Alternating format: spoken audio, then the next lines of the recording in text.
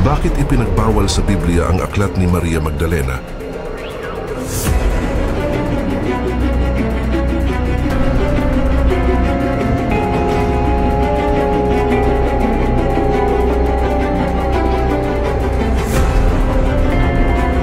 Paano kung sabihin ko sa iyo na may isang babaeng sobrang malapit kay Jesus, na siya mismo ang pinagkatiwalaan ni Jesus ng mga sikreto?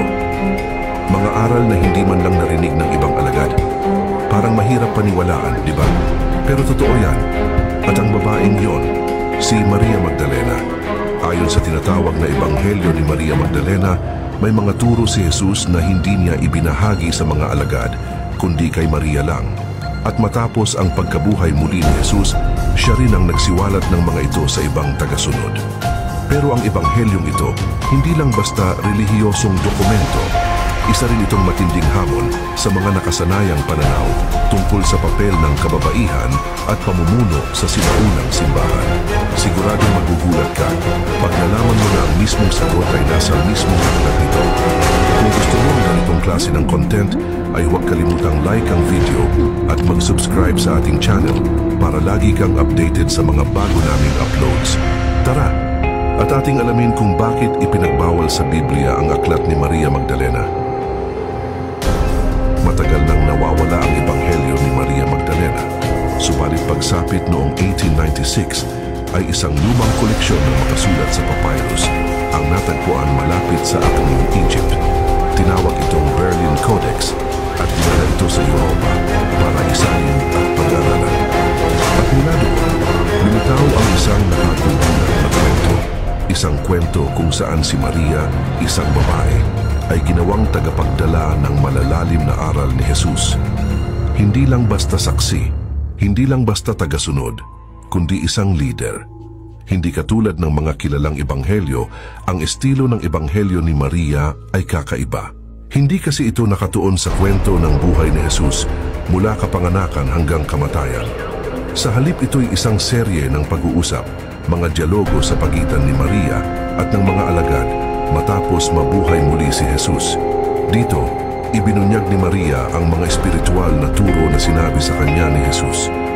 Mga aral na nakatuon sa panloob na pagbabago at personal na karanasan sa Diyos. Hindi lang basta pagsunod sa panlabas na kautusan. Kaya naman napakarami ang nagtatanong kung bakit hindi nga ito isinama at sa Biblia.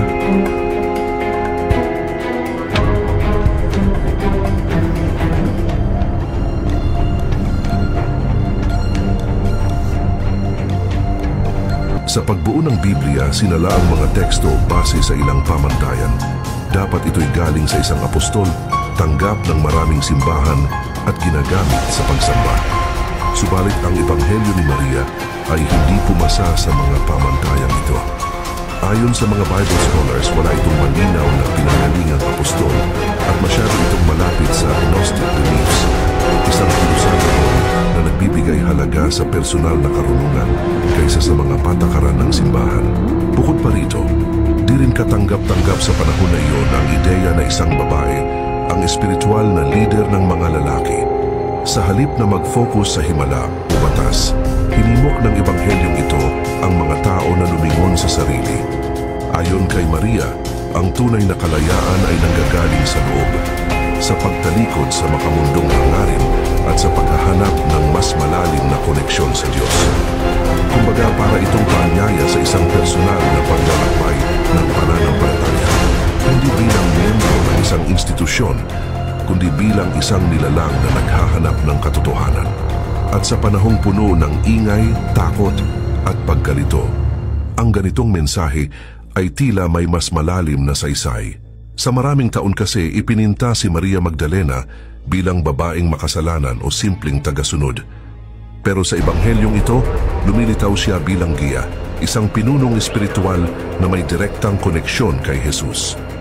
Ayon kay Maria, may mga bagay na sinabi si Jesus sa kanya na hindi sinabi kahit kanino pa. At sa mga pag-uusap nila ng mga alagad, si Maria pa nga ang tumayo bilang tagapagturo. Siya ang nagpaliwanag. Siya ang nagpalakas ng loob nila. Siya ang nagpaalala ng mga tunay na aral. Sa ngayon, marami pa ring simbahan ang hindi kinikilala ang Ebanghelyo ni Maria. Pero sa mga Gnostic at esoteric na grupo, napakahalaga ng papel na ginagampanan niya. At sa pag-usbong ng feminist theology, unti-unti ring binubuksan ng mga mananaliksik at mananampalataya ang pinto para kilalanin ang posibleng papel ni Maria bilang isang tunay na haligi ng maagang Kristyanismo. Ang Gospel of Mary Magdalene ay hindi lang basta isang sinaunang teksto. Isa itong paanyaya, isang panibagong daan patungo sa mas malalim na pag-unawa sa pananampalataya, sa ating sariling espiritual na pagkatao, at sa papel ng kababaihan sa kasaysayan ng relihiyon. Sa dami ng kwento tungkol kay Jesus sa Biblia, bihira nating marinig ang tinig ng mga babaeng nasa paligid niya, at mas bihira pa ang pagkakataong bigyang halaga ang kanilang pananaw. Kaya't ang pag-usbong ng Ebanghelyong ito ay tila isang bulong mula sa nakaraan na nagsasabing, "Makinig ka, may kwento rin ako."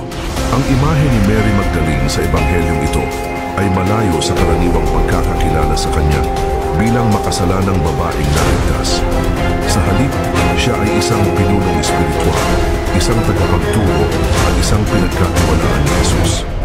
Ipinapakita nito na ang tunay na kaalaman sa Diyos ay hindi nasusukat sa posisyon, kasarian o tagal ng pagiging tagasunod, kundi sa lalim ng pag-unawa, sa bukas na puso at sa kahandaang tumanggap ng katotohanan na lampas sa tradisyon. Mahalagang tanungin natin ang ating sarili, ilan pang kwento ang hindi natin alam dahil hindi ito isinama sa mga opisyal na kasulatan? Ilan pang tinig ang nanatiling tahimik dahil hindi ito kinilalang opisyal? Ito rin ay paalala na ang espiritual na paglalakbay ay hindi palaging nakikita sa mga estruktura ng relihiyon. Minsan ito ay tahimik na nangyayari sa puso ng isang taong handang makinig, tulad ni Maria Magdalena. Sa kabila ng pagdududa ng iba, sa kabila ng pagtanggi ng ilan, nanatili siyang tapat sa kanyang natanggap na mensahe. At dahil doon, nakilala natin siya ngayon hindi lang bilang tagasunod o alagad, kundi bilang ilaw sa panahon ng kadiliman. Sa huli, ang aral na dala ng Ebanghelyong ito ay malinaw. Ang katotohanan ay hindi pag-aari ng iilan lamang. Ito'y ipinagkakaloob sa pusong bukas, sa isipang mapagpakumbaba, at sa kaluluwang handang tumanggap kahit pa ito'y laban sa kinagisnan. Kaya't sa paglalakbay mo sa iyong pananampalataya, huwag kang matakot magtanong, magsaliksik, at makinig sa mga tinig na matagal nang binaliwala.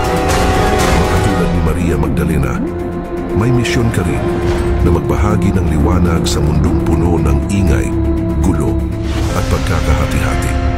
Naway nagustuhan mo ang video na tinalakay natin ngayon. Hanggang sa muli nating paglalakbay sa kasaysayan ng Biblia.